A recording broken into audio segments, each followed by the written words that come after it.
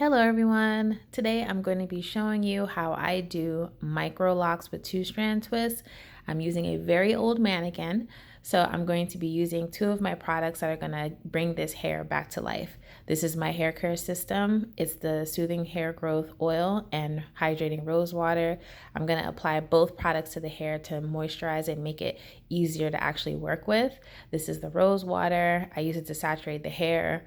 That was all of 2 sprays, and you can see how wet the hair is. Ideally, when I do this for an actual client, this is done before the hair gets dry so that the product is already worked in and I'm not dealing with wet hair. So I use this to work on the mannequins to make the hair more flexible and easier to style. So this is just one twist, and I'm going to show you how I actually do the twist for micro locks. So the idea is to do the twist that will stay and it will actually be close to the head without being super puffy at the root. So you're going to see how I achieve that. So this is an old bottle of Soothing Hair Growth Oil, putting it on the roots, and then I work that in. But again, this would be done before the person's hair is dry. I'm just doing it this way because it's a mannequin. So I'm working the product through all the way to the ends, and you'll see why I do that in a little bit, but I'm just working the product through so it's nice and saturated and lightly detangling. So I'm going to do my first section. Whenever I do my micro locks, I actually do them with a brick layered pattern, unless the client specifically says they want a particular kind of parting. This is what I do all the time, and I do this to make it look the fullest possible. If you want a detailed tutorial on different parting styles, put a comment below and I'll make sure to get that out to you guys. So here I'm starting by splitting the hair in two, as I've done there. And then I'm right-handed, so I actually use my right hand to do the twisting and my non-dominant hand to hold the hair. So to start, I split the hair in two and then cross under, and I use my middle finger and index finger to actually hold the hair in place. So as you can see, I'm crossing under and using basically my index finger and my middle finger to kind of keep the motion going. Don't be discouraged with the speed right here, because I'm actually going to do an entire row of twists so you can see what it looks like. But I'm just showing you the idea of what I'm doing, which is to do a twist, and I do it all the way to the end as far as I can.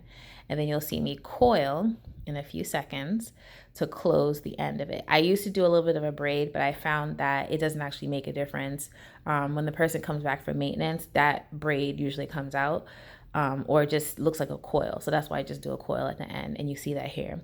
When you work with a person's real hair, on their actual head, this is human hair, but obviously it's been processed to look like Afro hair. But when you do it on a person that has Afro kinky hair, that coil is more pronounced. So here I'm going to be using my interlocking tool, which is the latch hook, to bring the roots closer so that it stays put instead of being like a puffy 2-strand twist. So I did a rotation, which was going east and then south. Okay, so again, don't be nervous about the speed. I'm going to be showing you one by one. So this is the second twist.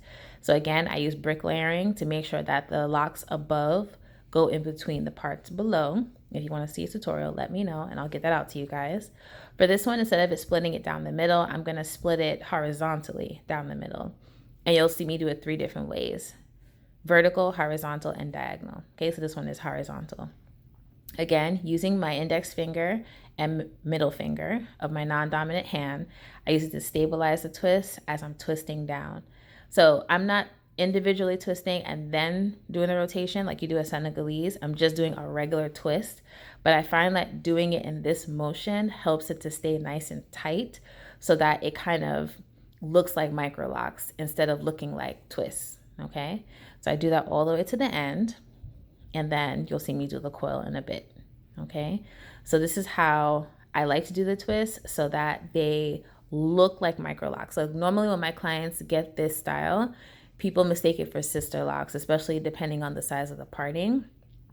With this one, it's exaggerated for the sake of the tutorial, but when I'm doing it for an actual client, I do them quite small if it's supposed to be micro or extra small, and they can't tell because of how tight the twist is compared to a regular 2-strand twist. Okay, So this is going to be my third one. Again, brick layering to make sure that the parts overlap so you don't see a lot of spaces. That's the main reason why I do brick layering, because most people who get this style is usually because they want their hair to look the fullest possible instead of getting traditional size locks, or they just like really small locks and they want it to look as full as possible with the least amount of spaces showing. So that's why I do brick layering, because I can achieve it that way. You can do it with lining up all the parts, but I like to do it this way because it's much easier. So with this one, I'm splitting it diagonal. The first one I split it vertical. The second one I split it horizontal. This one I'm splitting diagonal. And as you can see, the same twist, okay? So twisting down, rotating. If you're left-handed, I imagine you would use your right hand to actually hold the hair and then use your left hand to tuck the hair in between the index finger and the middle finger. But this is the way I do it because I'm right-handed, okay? And you want to make sure as you're doing the twist, you're constantly making sure that there's no tangles in it. When you have tangles, it actually kind of creates a bunched up section of hair that when you get to the end, you don't have two even pieces. And also you can kind of lose hair with hair falling off when you do this step. So that's why I like to detangle all the way down so everything is nice and smooth, nice and even. And then it creates a really nice professional looking twist. Okay, and again with the interlocking. If you want to see a tutorial for interlocking, let me know. I did one at the top of this year showing 3 different types of methods for maintenance, but if you want to see one specifically for interlocking, let me know in the comment section below. All right, so this is my last one. I did split it down the middle, and by this point, you should have a pretty good idea of how to do this twist. So to review, make sure that you have moisturized and added your product, which I use an oil to the roots, while the hair is wet and then dry. But again, because I was doing it on a mannequin, I did it on dry hair to make it more easy to work with. Parting, I prefer to use brick layering because it looks the fullest, allows the hair to overlap so you don't see a lot of gaps. And then I like to make sure the hair is fully detangled even as I'm doing it. And when I do the twist, I finish with a coil, which helps to close it. Again, I used to use a braid, but it's not needed because it usually comes out by the time the person comes back for their first maintenance. So the coil works really well to give a nice polished look. Looks very pretty, makes it, very light and bouncy. And that's why I do the twist this way. Now, the reason why I wanted to do this tutorial is because I have gotten a lot of people asking me how I do the twist, and this is how I do it. I used to teach a full course, but right now I have a new life update that I'll be showing you guys soon, which has prevented me from being able to work with clients one-on-one. So I just wanted to show this quick tutorial just to give you an idea of how I do the micro installs for starter locks.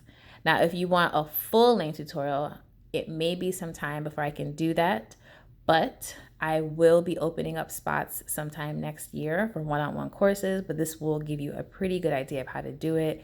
It's very simple. You just want to make sure that you are using the interlocking method at the root to make it look different from the 2-strand twist the regular way. It keeps it closer to the scalp and helps it look more like micro locks, okay? And also I do the interlocking because typically when people get micro locks, they are intending to do interlocking for maintenance. Now, if you did your 2-strand twist this size in terms of the parting, and you wanted to do maintenance with, let's say, palm rolling, that is totally up to you, and you can definitely achieve it that way.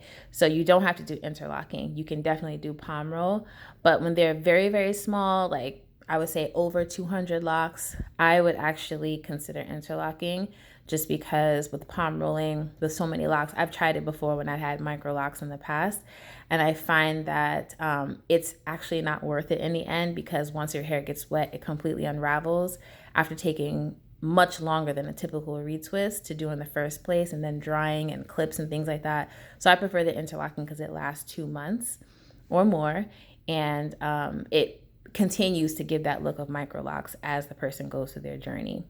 So I hope this tutorial was helpful. Again, if you're interested in one-on-one, I may be opening up spots next year after life is not so hectic, but I just want to show you guys something that you can easily do at home. You can do for yourself and you could do for a client, and just make sure to follow the steps through, watch it multiple times if you need to. And thanks for tuning in today, and I hope to see you guys again soon. Have a wonderful day. I hope that you're able to add this to your repertoire of styles. And if you have any questions, you can email me at mukisalocs@gmail.com or write a comment below, and I'll make sure to respond. So thanks again for watching. I'll see you guys soon. Have a wonderful day, a fabulous week. Stay healthy, stay safe, and take care. Bye.